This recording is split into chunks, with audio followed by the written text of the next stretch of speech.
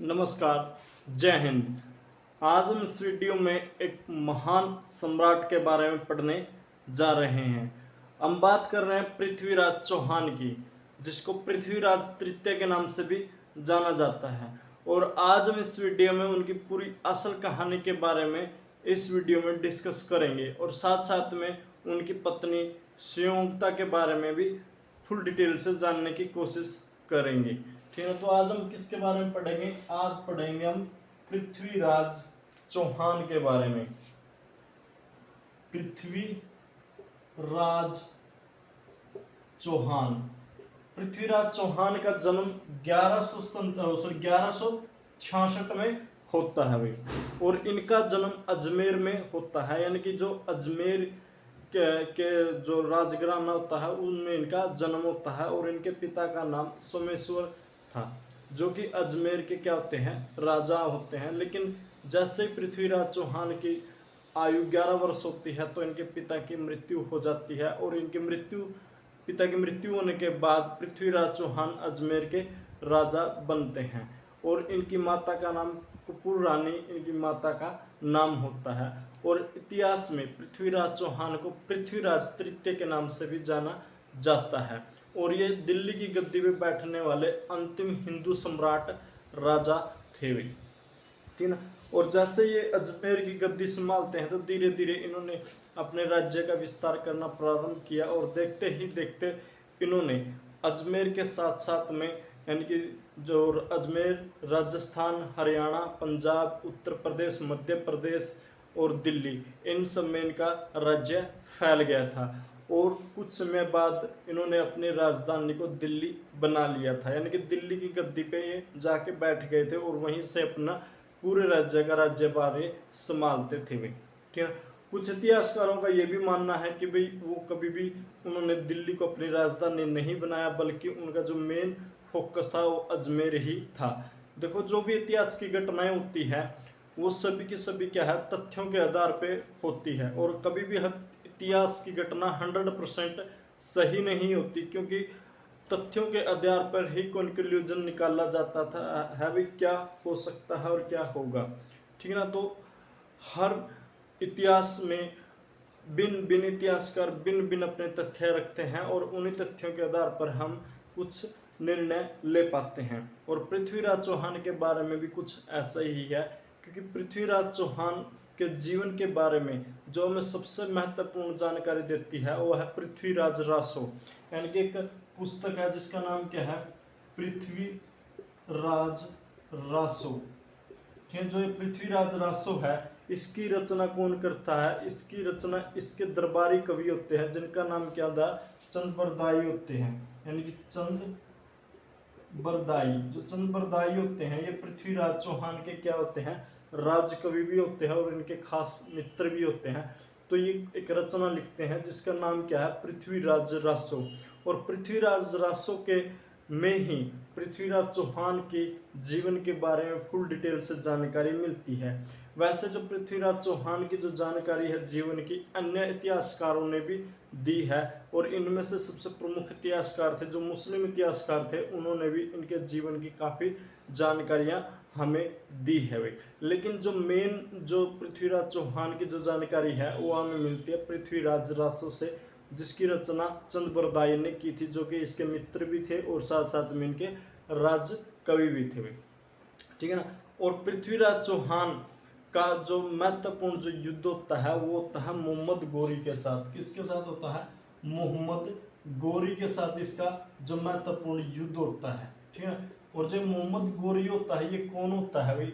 ये अफगान में, यानी कि जो वर्तमान में अफगानिस्तान है, अफगानिस्तान में एक मोहम्मद महमूद गजनी के अंडर एक गोर राज्य होता था, तो उसी का ये राजा होता है जिसका नाम क्या होता है? मोहम्मद गोरी होता है।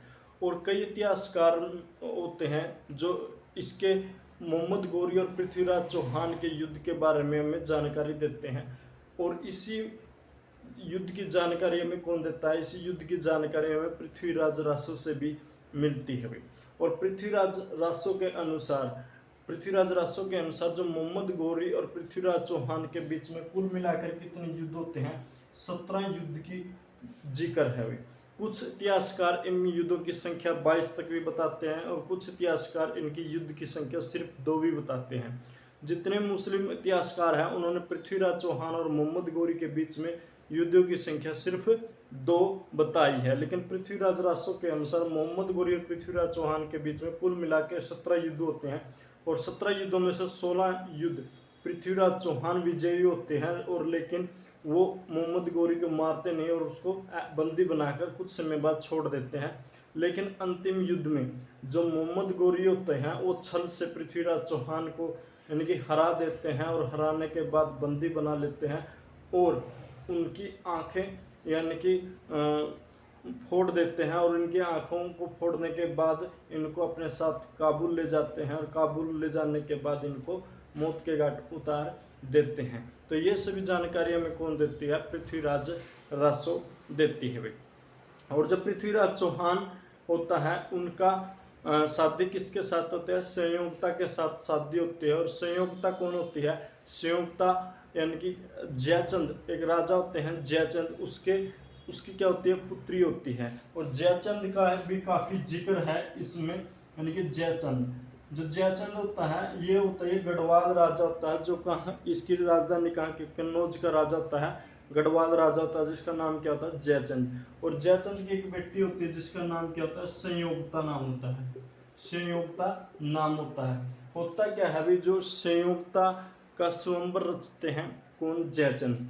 और स्वयंवर में वो प्रत्येक राजा को बुलाते हैं, लेकिन उसमें से मतलब पृथ्वीराज चौहान को निमंत्रण नहीं देते हैं और इस चीज़ से पृथ्वीराज चौहान भी काफ़ी खफा हो जाते हैं। और लेकिन मन ही मन में जो संयोगता है पृथ्वीराज चौहान को काफ़ी चाहती है। और इसके पीछे भी एक दिलचस्प किस्सा है।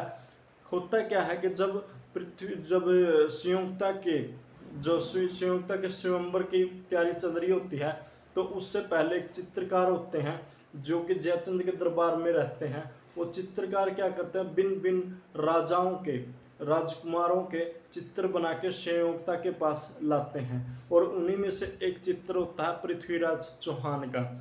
और जब संयोगता उन भिन्न भिन्न चित्रों को देखती है तो उन सभी चित्रों में से वो पृथ्वीराज चौहान के चित्र को काफ़ी पसंद करती है और वो मन ही मन में उनको अपना यानी कि पति मान लेती है।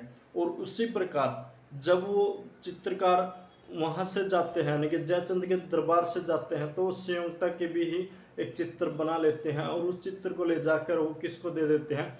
पृथ्वीराज चौहान को दे देते हैं। और पृथ्वीराज चौहान को यानी कि संयोगता की सुंदरता के बारे में वर्णन करते हैं और इससे ये सुनकर जो पृथ्वीराज चौहान थे काफ़ी प्रसन्न होते हैं और उनके मन में संयोगता से मिलने की लालसा जाग उठती है। और कुछ समय बाद जब जयचंद अपनी पुत्री संयोगता का स्वयंवर रचते हैं तो सभी राजाओं को आमंत्रित करते हैं, लेकिन पृथ्वीराज चौहान को आमंत्रण नहीं करते। यहाँ पे भी कुछ इतिहासकारों का मानना है कि जयचंद ने पृथ्वीराज चौहान को निमंत्रण भेजा था, लेकिन पृथ्वीराज चौहान आए नहीं और इससे जयचंद काफ़ी खफा हो गए।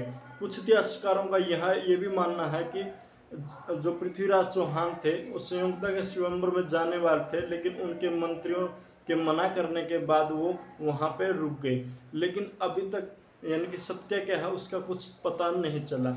और कहते हैं भी जब स्वयंवर रचा गया तो उस स्वयंवर में भिन्न भिन्न राजकुमार आ जाते हैं और वो चेयरों पे बैठ जाते हैं, लेकिन जो जयचंद क्या करते हैं? पृथ्वीराज चौहान की एक मूर्ति बनाते हैं और उस मूर्ति को द्वार पर एज ए द्वारपाल खड़ा कर देते हैं। और जब संयोगता के हाथ में वरमाला होती है तब तो उसको किसी एक राजकुमार को वरमाला पहनाने के लिए बोला जाता है, तो संयोगता जाता है घूमते घूमते उसी को यानी कि जो पृथ्वीराज चौहान की जो मूर्ति होती है उसको वरमाला पहनाने वाली होती है कि तभी वहाँ पे पृथ्वीराज चौहान आ जाते हैं।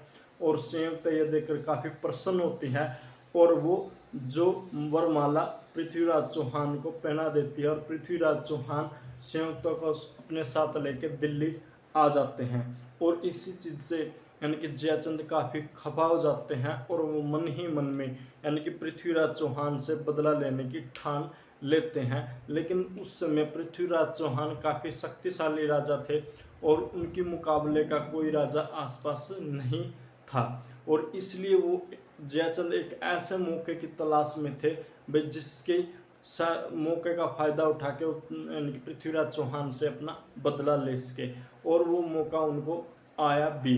ठीक है ना। हुआ क्या, यानी कि 1191 में, यानी कि 1191 में पृथ्वीराज चौहान और मोहम्मद गोरी के बीच में, 1191 पृथ्वीराज चौहान और मोहम्मद गोरी के बीच में करनाल के तराइन, यानी कि करनाल के पास एक जगह है जिसका नाम क्या है, तराइन, ठीक है ना, जिसको आजकल त्रावड़ी के नाम से जाना जाता है। वहां पे पृथ्वीराज चौहान और मोहम्मद गोरी के बीच में एक भयंकर युद्ध होता है भाई, ठीक है ना। और जो पृथ्वीराज चौहान और मोहम्मद गोरी के बीच में जो दो प्रमुख युद्ध होते हैं वो तराइन में ही होते हैं, जो कि 1191 और 1192 में होते हैं, जिसको ज़्यादातर इतिहासकारों ने माना है, और जो हमारे इतिहास के पाठ्यक्रम में भी इन्हीं दो युद्धों का जिक्र मिलता है भाई, ठीक है ना। तो 1191 और 1192 में दो युद्ध होते हैं जिसको तराई या फिर तराइन के युद्ध के नाम से भी जाना जाता है, जो वर्तमान में करनाल के पास त्रावड़ी नाम से जाना जाता है भाई। तो प्रथम युद्ध होता है वो तो 1191 पृथ्वीराज चौहान और मोहम्मद गोरी के बीच में, और इस युद्ध में मोहम्मद गोरी को पृथ्वीराज चौहान बुरी तरह हरा देते हैं। होता क्या है भाई, जब मोहम्मद गोरी की सेना आ रही होती है मतलब दिल्ली की तरफ, ठीक है ना, युद्ध करने के लिए, तो पृथ्वीराज चौहान को इसकी जानकारी पहले से मिल जाती है कि मोहम्मद गोरी दिल्ली पर आक्रमण करने के लिए आ रहे हैं। तो उन्होंने यानी कि उन्होंने मोहम्मद गोरी की सेना को बीच रास्ते में रोकने का निर्णय किया, और उन्होंने जो जगह चुनी वो जगह चुनी करनाल के पास तराई या फिर तराइन की। तो उन्होंने क्या किया, उस समय क्या होता था, पूरे रास्ते में क्या होता था, जंगल होता था, यानी कि जंगली रास्ते होते थे। तो उन जंगली रास्तों में यानी कि जो पृथ्वीराज चौहान ने क्या किया, यानी कि गड्ढे खदवा दिए, सारे जितने भी रास्ते थे उन रास्तों में गड्ढे खदवा दिए, और गड्ढे खदवाने के बाद उन गड्ढों पर सूखे पत्ते डाल दिए, सूखे पत्तों को डाल दिया, और जो जंगल में जो पेड़ पौधे थे उन पेड़ पौधों पे अपने सैनिकों को बिठा दिया धनुष के साथ, यानी कि तीर कमान के साथ अपने यानी कि सैनिकों को उन पेड़ पौधों पर बिठा दिया। जैसे ही बोलते हैं मोहम्मद गोरी की जो सेना वहाँ से गुजरने लगी, यानी कि तो बीच रास्ते जो गड्ढे थे उन गड्ढों को उनको अंदाजा था नहीं, और इसी गलतफहमी की वजह से जितने भी घोड़े थे वो घोड़े के सभी किस्में आ गिरे, गड्ढों में आ गिरे, और इसी वजह से जो मोहम्मद गोरी की सेना में क्या हो जाती है, अफड़ा तफड़ी मच जाती है। और इसी का मौका का फायदा उठाते हुए जो पृथ्वीराज चौहान के जो सैनिक जो पेड़ पौधों के ऊपर बैठे थे उन्होंने तीर कमानों से मोहम्मद गोरी के सैनिकों पे हमला बोल दिया, और आनन फानन में यानी कि मोहम्मद गोरी की जो सेना हो तितर बितर होगी, और वो स्थिति को संभाल नहीं पाई, और इसी का फायदा उठाते हुए पृथ्वीराज चौहान ने मोहम्मद गोरी को हरा दिया, और मोहम्मद गोरी को बंदी बना के अपने साथ दिल्ली ले आए। और कहते हैं जो मोहम्मद गोरी को जब पृथ्वीराज चौहान दिल्ली लेके आए तो मोहम्मद गोरी ने पृथ्वीराज चौहान से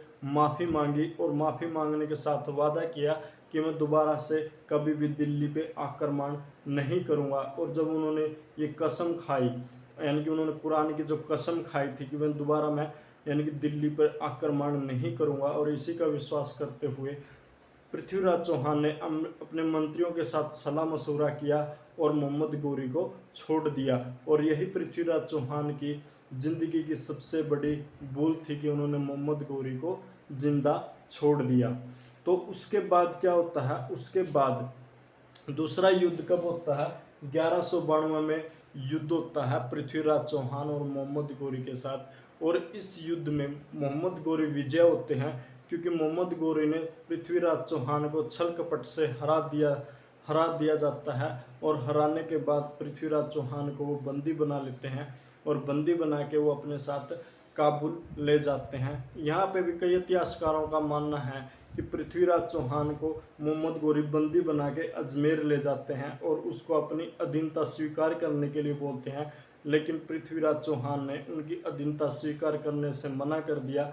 तो पृथ्वीराज चौहान को मौत के घाट उतार देते हैं। और कई इतिहासकारों का ये भी मानना है कि वो उनको अपने साथ बंदी बना के काबुल ले गए और उनकी आंखें फोड़ दी गई और फोड़ने के बाद उनको मार दिया गया। और यहाँ पे जो चंद्रबरदाई है, चंद्रबरदाई ने ये लिखा है कि चंद्रबरदाई की जो पृथ्वीराज रासो है उसमें इस बात का जिक्र मिलता है कि जब यानी कि मोहम्मद गौरी यानी कि पृथ्वीराज चौहान को पकड़ के अपने साथ काबुल ले जाते हैं, तो काबुल ले जाने के बाद उनकी आंखें फोड़ के उनको अंधा बना दिया जाता है। और तब वो उनको मारने ही वाले थे कि तभी यानी कि चतुराई से जो चंद्रबरदाई ने सुल्तान को एक बात कही, यानी कि मोहम्मद गौरी को बोलते हैं कि जो पृथ्वीराज चौहान है वो शब्द वेदी बाण चलाने में काफ़ी माहिर है और कि आप इसकी कला को देखिए। यानी कि और कहते हैं इसी चीज़ से मतलब खुश होके मतलब क्या वास्तव में पृथ्वीराज चौहान शब्द वेदी बाण चलाना जानते हैं। तो कहते हैं भी जो पृथ्वीराज चौहान को मोहम्मद गौरी अपना शब्द वेदी बाण चलाने के लिए बोल देते हैं और उसके पास खड़े उनके मित्र चंद्रबरदाई एक श्लोक बोलते हैं और श्लोक के अंदाजे के अनुसार ही जब पृथ्वीराज चौहान अपना शब्द वेदी बाण चलाते हैं और उनके शब्द वेदी बाण चलाने से मोहम्मद गौरी की वहाँ पे मृत्यु हो जाती है। लेकिन इतिहास में इस पे भी समस्या पैदा करते हैं क्योंकि मोहम्मद गौरी की मृत्यु 1206 में, मोहम्मद गौरी की जो मृत्यु होती है 1206 में होती है। यानी कि 15 मार्च 1206 के मोहम्मद गौरी की मृत्यु होती है। जब मोहम्मद गौरी वापस अपने देश गौरी जा रहे होते हैं तो बीच रास्ते जब वर्तमान में सिंध पड़ता, सिंधु नदी पड़ती है, तो उसके पास एक जाति रहती थी जिसको खोखरा जाट बोलते थे। यानी कि जाटों की एक जाति थी जिसको खोखरा जाट बोलते हैं। तो उन्होंने इस चीज़ का पता चल जाता है कि मोहम्मद गौरी इस रास्ते से आ रहे हैं, तो पृथ्वीराज चौहान की मृत्यु का बदला लेने के लिए खोखरा जाटों ने मोहम्मद गौरी को पकड़ लिया और पकड़ने के बाद मौत के घाट उतार दिया। तो इस प्रकार जो मोहम्मद गौरी की भी जीवन यहाँ पूरी तरह से समाप्त हो जाता है। लेकिन यह सत्य है कि पृथ्वीराज चौहान को मोहम्मद गौरी ने हराया था और जब मोहम्मद गौरी ने पृथ्वीराज चौहान को हराया तो उसको अंधा बना के उसको मौत के घाट उतार दिया। और ये भी सत्य है कि इस युद्ध में यदि जयचंद पृथ्वीराज चौहान की सहायता ना करते, जयचंद मोहम्मद गौरी की सहायता ना करते, यानी कि तराइन के द्वितीय युद्ध में शायद मोहम्मद गौरी कभी पृथ्वीराज चौहान को हरा पाते और शायद ही कभी भारत में इस्लाम का प्रचार और प्रसार होता।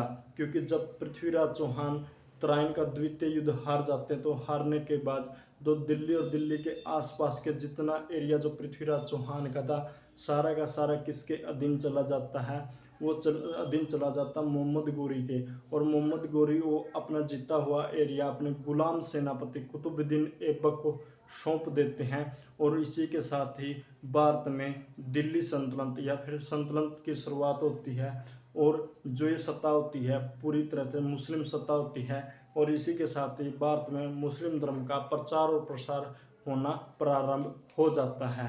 तो ये था वह पृथ्वीराज चौहान के बारे में फुल डिटेल से जानकारी, जो कि भिन्न भिन्न इतिहासकारों ने क्या कहा उसके बारे में। ठीक है ना, तो अगली वीडियो में फिर मिलेंगे एक नए टॉपिक के साथ। तब तक जय हिंद, जय भारत, धन्यवाद दोस्तों।